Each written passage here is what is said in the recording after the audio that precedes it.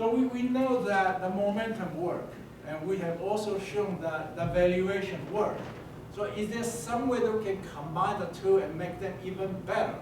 And so they have done the work. So the way they do it, they did is to assign 25% weight to the ranking of 1 month's momentum by asset class, assign 25% weight to the ranking of 12 minus 1 month's momentum by asset class, assign 50% weight to the ranking of adjusted variation with extra hurdle, and then sum of the weighted ranking and store the asset class. Okay? So you can see that when you combine value and momentum, your log mean annual excess return becomes 10.4. The standard deviation is actually less than either the momentum model or the valuation model, because momentum and valuation, typically are somewhat negatively correlated. Okay? And the Sharpe ratio is 1.19. The middle half is 3.8% annual mean return. The bottom quartile, obviously, is a losing position. So the momentum works, valuation work, combining the momentum and valuation work even better. These guys work for Rebecca Asset Management out of Holland.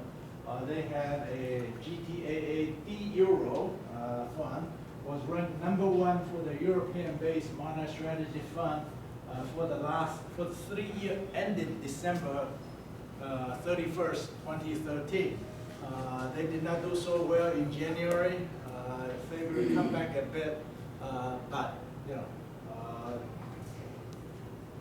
it has not recovered all they lost in January. And the problem, as some of you may realize, just like Melvin Fiber's GTA problem, is that they have to use derivatives, okay? And sometimes derivatives, under some extreme condition, they don't behave the way that it was expected.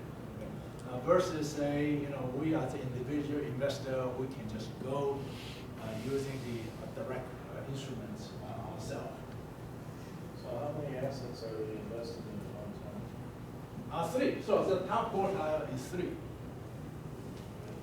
Okay, and I will show you the real example of right away.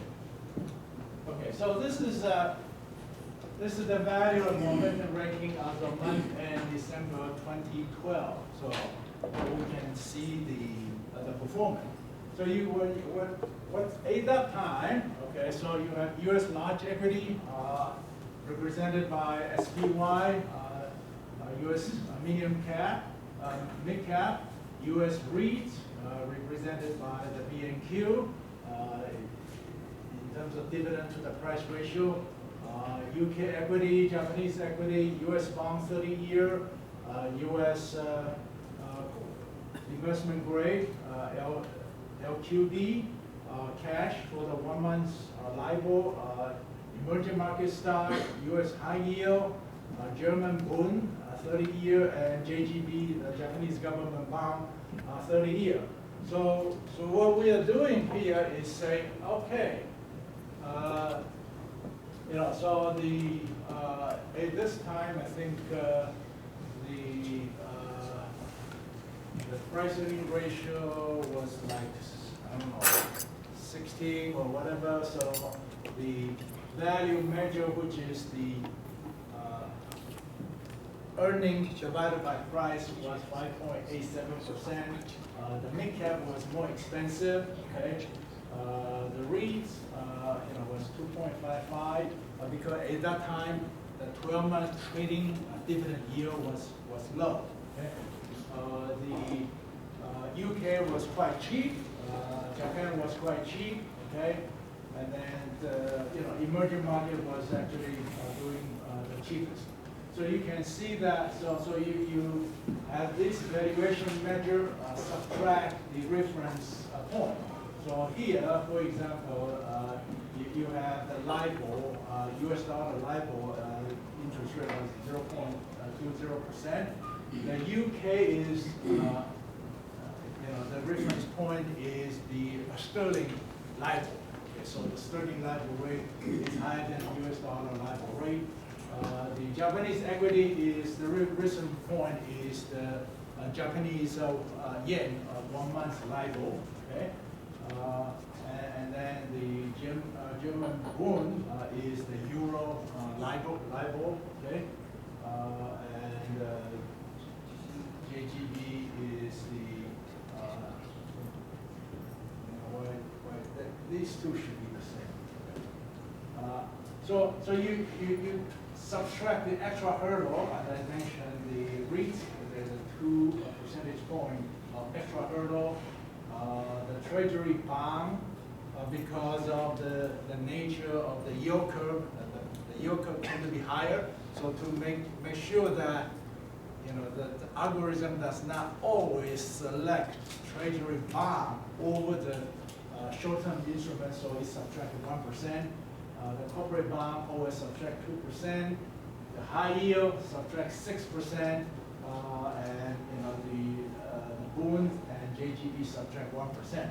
So you become after the extra hurdle, this becomes the valuation, and then the ranking. Okay, so UK was the cheapest, then emerging market, then Japan, the US large cap, US mid cap, and so on. And the most expensive one, in this case was Latin. Okay. Then look at the 1 month return. Okay, so then you can see that in this particular for the month of December, Japanese equity was doing quite well. The treasury bond was doing terrible. Okay, then the same thing, you just rank them. And then you also do a 12 minus 1 return. Okay, so in the mid cap, 12 minus 1, which means from January 1st, 2012 to November 30th, 2012. Okay, so the mid cap is 15.3, the rank number 1, and the U.S. large cap, rank number 2, and so on. So when you apply 50%, 25%, 25%, add that together, then you got the UK equity, which is have highest earning yield, and also did quite well in terms of momentum, so that become the top choice. Again, at that time, the emerging market had a 7.1% for the month of December and 11.3% for the 11 previous months.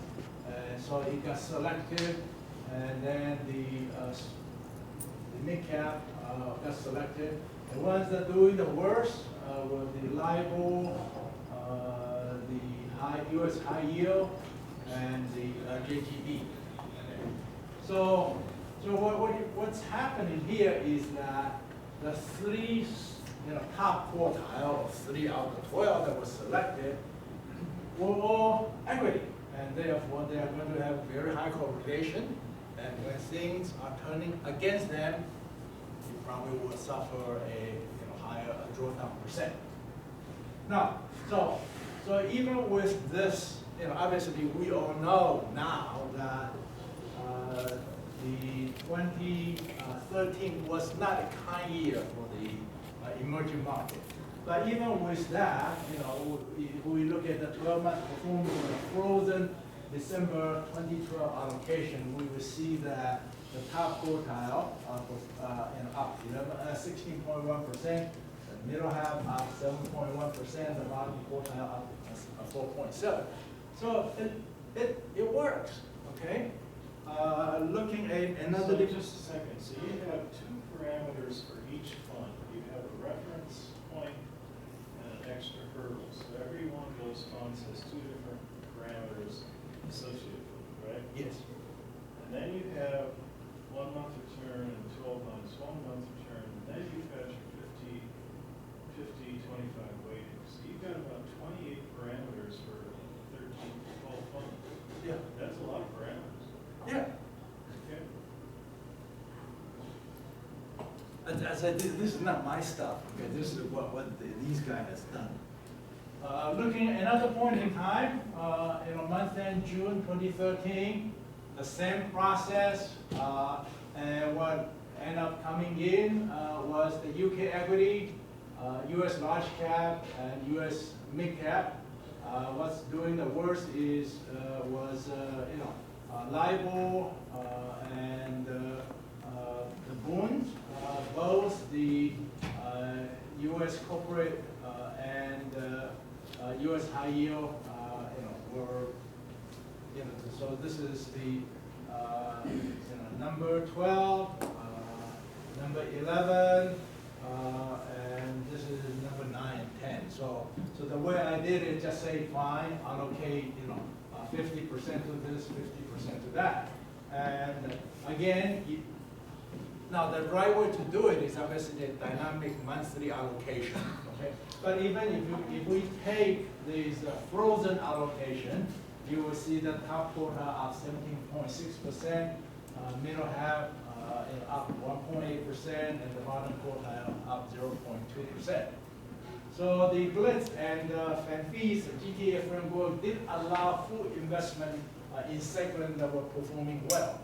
So one of the criticisms for the original GTA framework is that when the sector was not doing well, as in the case of bonds and commodity in 2013, you end up not investing. Okay. In this case, yeah, you were invested. Fortunately, invested in the good performing sector in the second half of last year. Now, obviously, we know that January was a very testing month with the emerging market crisis. Okay, so what happened? Okay, so coming into December 2013, given the fine performance in the 2013, obviously the Japanese equity, U.S. large cap, and U.S. mid cap were selected. Now, obviously, that was not the best choice. Okay, coming into January. Okay, so the emerging market turmoil, flight to safety at the start of 2014 has narrowed the dispersion of the ranking. However, no major top quarter allocation yet. So this is the December month end. This is the January month end. So it's the same exercise. You can see that here, the sum of the ranking 2, 3.25, and 9, 9.5, and 10. Come to the January after a lousy performance of the equity during the month of January. Yeah, these ranking has dropped. Okay, and these ranking actually move up a bit, but still, it's mostly in the equity market, and so what happened if we use this January allocation after a lousy January? The February performance actually, proved that these actually were the right choice. Okay, you see that the top quarter up 4.3%, and middle half up 2.6, and bottom quarter up 0.8. So this seemed to work, quite well. Now the challenge is, how can we do better? We know about the CAPE, but the Dave Blitz and Pim Van Vliet's framework does not use CAPE. So what can we do? Okay. So I'm proposing that if you decided that you want to buy equity, okay, maybe that you can have a very simple rule, okay, to say buy segment of the global market when their valuation are cheap and the price are going up, ideally. Okay? And sell segment of the global market when the price are going down or their valuation are becoming expensive and there are better investment opportunity elsewhere. Okay? So this is my proposed sort of trading rule for equity. If the greater allocation scheme is to focus on equity, if the greater allocation scheme is to focus on fixed income, then these rule actually does not apply. And so how, it sounds so simple, how can we sort of make it actually work? So I'm proposing that using the cape of the segment of the sub or some other substitute. I mentioned buy it when the price is going up because we know the momentum works. So maybe that the index value about 50 days, 75 day or 20-day moving average. And or if say I invest the business daily ETF relative strength is greater than 65 or 70. Okay. So in that case, when it's cheap and its price is going up, buy it. Okay. Prices are going down, sell. Okay. Index value go down 7% or more. So this is the Whittle-O'Neill's rule. Okay. Or index value below 50, 75, 200-day moving average, and or the relative strength below 55 or 60. And I would also suggest use tighter stop when valuation are high. For example, when the cape is greater than 20, as what we have right now for the U.S. market, okay, use the 50-day moving average to sell. When cape are less than 50, use 200-day moving average to sell. And then obviously, you will be making mistakes because something that had done quite well and it triggered a sell rule, you sold it.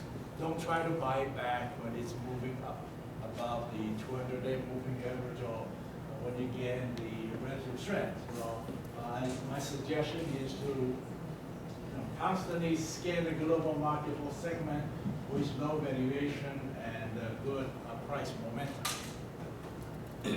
So let's look at some example. Okay?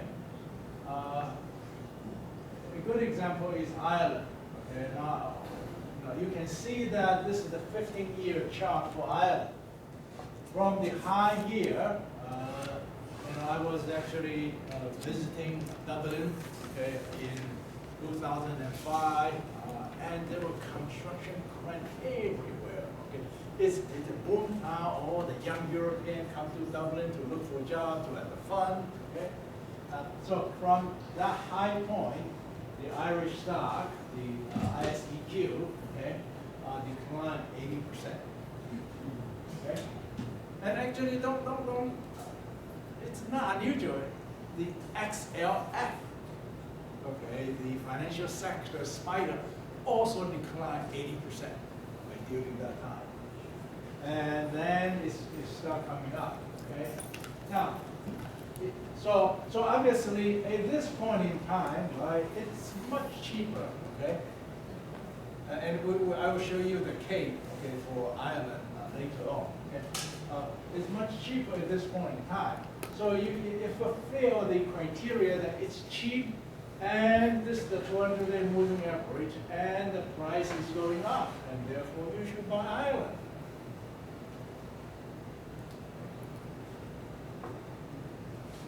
If you look at the, obviously we all know S&P has done quite well recently.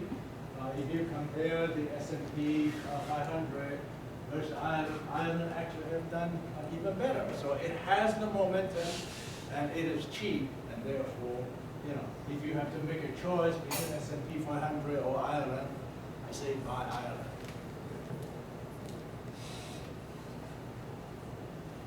Similarly, okay, you got home builder versus small cap growth. So small cap growth is IWO, the home builder is ITD. So ITD over a longer period of time actually has done quite well after the recovery of the housing bust. But if you look at a sort of a shorter time window, from about middle of last year, the home builder was actually going down. The small cap growth was going up. So you should have bought home builder stock after evidence of housing rebound, sell home builder to buy into small cap growth in mid-2013 after home builder lost the price momentum. So essentially you constantly scan, you are looking for momentum, you are looking for cheap valuation.